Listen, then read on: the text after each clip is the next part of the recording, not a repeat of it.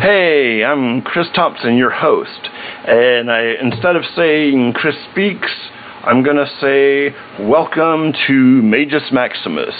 And of course, I use the term Magus because Magus, Magi, Magician, obviously that's what a Magus is.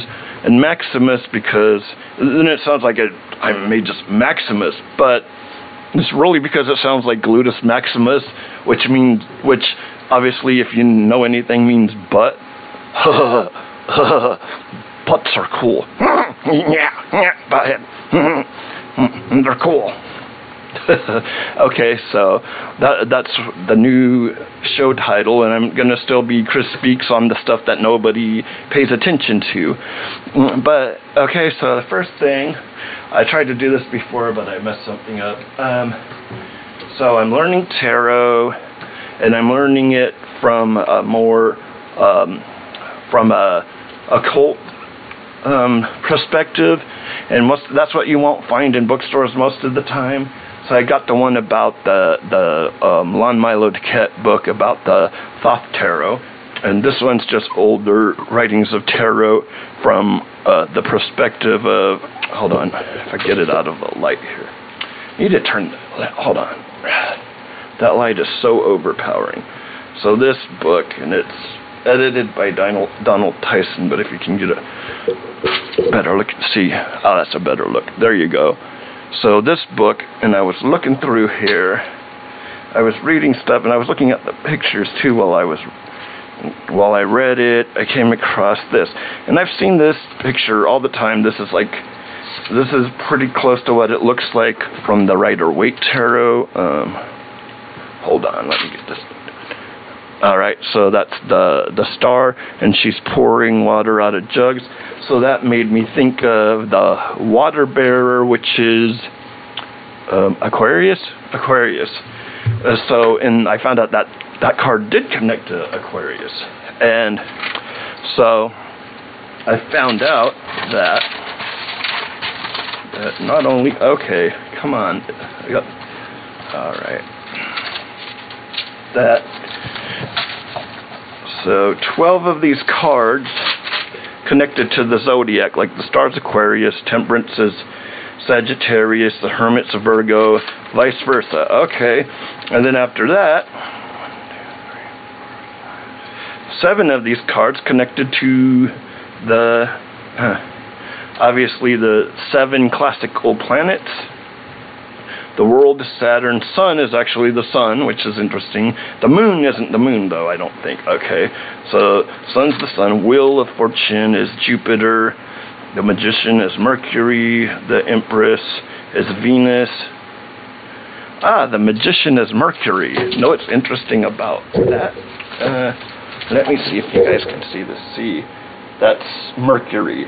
It's the planetary symbol of Mercury, but I got it to be it's also oh, come on. Let me think about it. I'm trying to think, guys. You know me. Sometimes when I try to think, it just doesn't turn out right.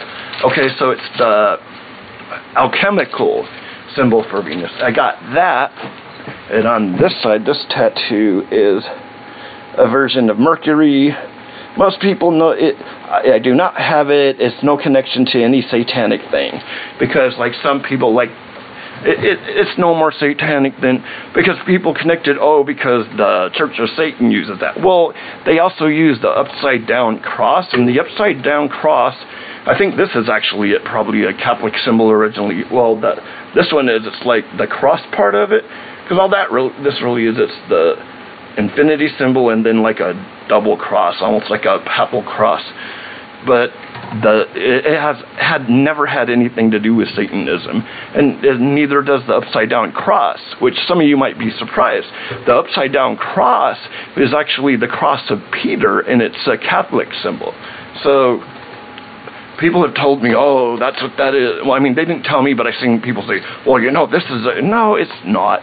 And I actually saw Damien Eccles had a couple of these tattooed on him, and I made sure when I looked it up that it wasn't just all bad. and because I have no connection to that kind of stuff. It's purely, so the main thing was that I need salt too, was that if you know anything about mercury, not mercury, about alchemy, mercury, salt, and whatchamacallit,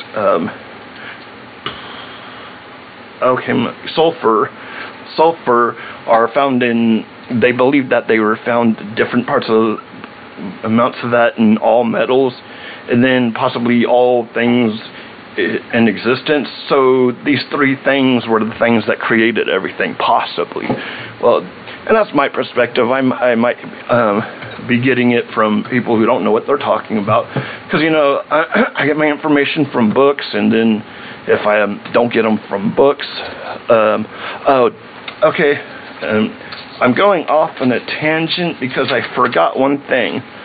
That left 4 cards, and 3 of them I found that the Fool was air, the Hangman represented water, and Judgment, or Adjustment as it would be called in the Thoth deck, represents fire.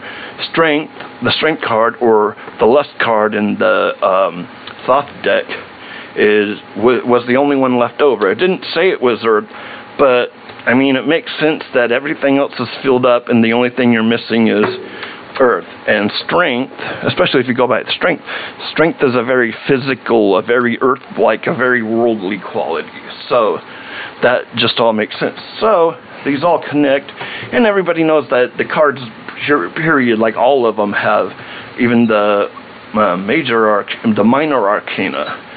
The Minor Arcana also has astrological, planetary connections and stuff, and it's really cool. And I know that some of you who know anything about tarot would probably be like, yeah, I knew that.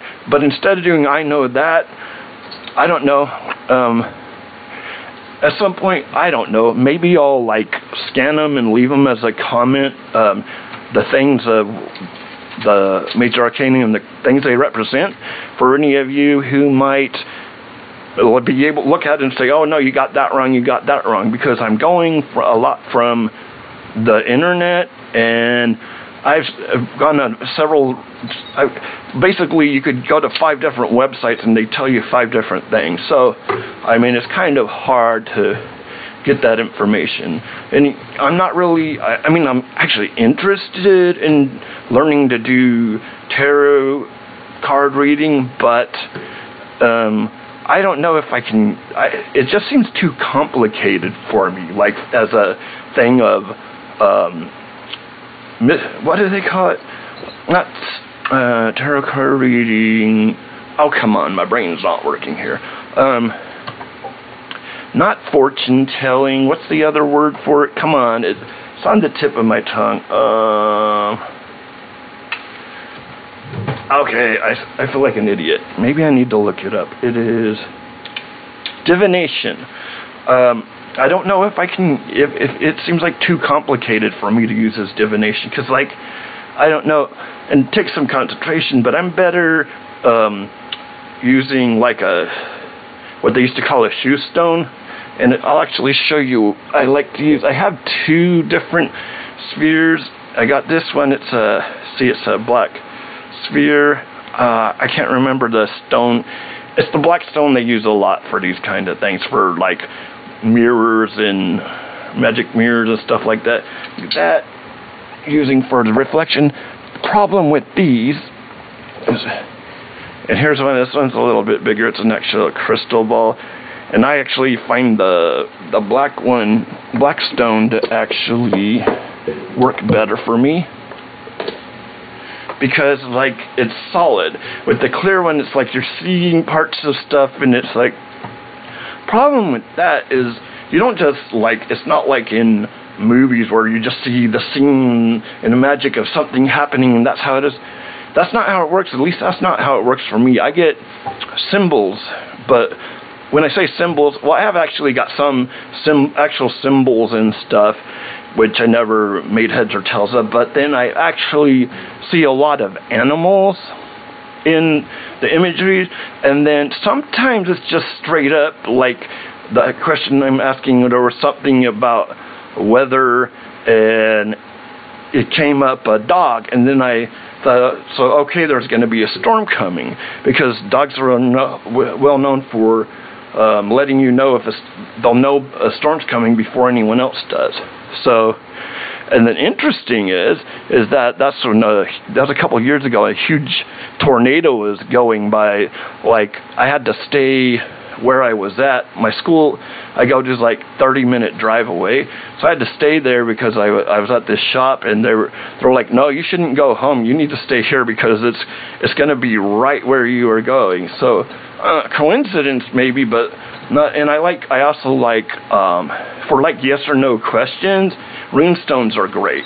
Runestones for simple answers, but I mean, you gotta have for tarot, you gotta have a complex question, because it's something like, am I gonna win the lottery? Well, there's you're gonna get a book for asking a really short question, so you need a book of a question for a book of an answer. Well, I'm trying to not make this go too long, so I'm gonna stop it here. So, hey man, so you guys shoot me some comments, and let me know. Like I said, I don't promise to do this, but I might put in. I'll just type them up as a comment of what I have for the Major Arcana. And is it Arcana or Arcana? I think Arcana is more genuine, probably more what it's supposed to be. I don't know. Isn't it Greek or something? I don't know Greek. Is it? No, Arcana and Arcanum. I don't think that's Greek. I actually believe that is another magical language, which is Latin. Okay, so anyways, I might put those on there to where if I got something wrong, you can let me know. And so, I mean, and then maybe, I mean, this is how we help each other out. I mean, we're learning, right? You guys are learning, I'm learning, and we'll learn together, and we'll figure this shit out. And hey man, and I feel weird. I feel really weird about being open about what my spiritual beliefs are, because some people just won't understand. But I mean, in a way, and this doesn't mean to be an insult, but and I was raised Catholic, so I never got this thing of Jesus being God. He was always the Son of God.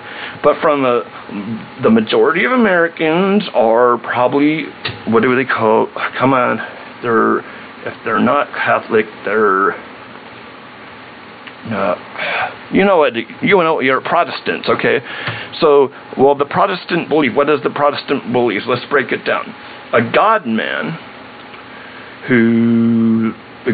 who's his own father and talks to himself, walked on water, and rose from the dead. Is that any less strange than ceremonial magic, especially when ceremonial magic tends to use a lot of the actual Catholic ideology, well, even Christian, because I guess they did in the Renaissance there was more Protestantism coming around, I guess. All right, so I know I said I was going to stop. Okay, so the point is I mean, I think all religious beliefs are equally absurd and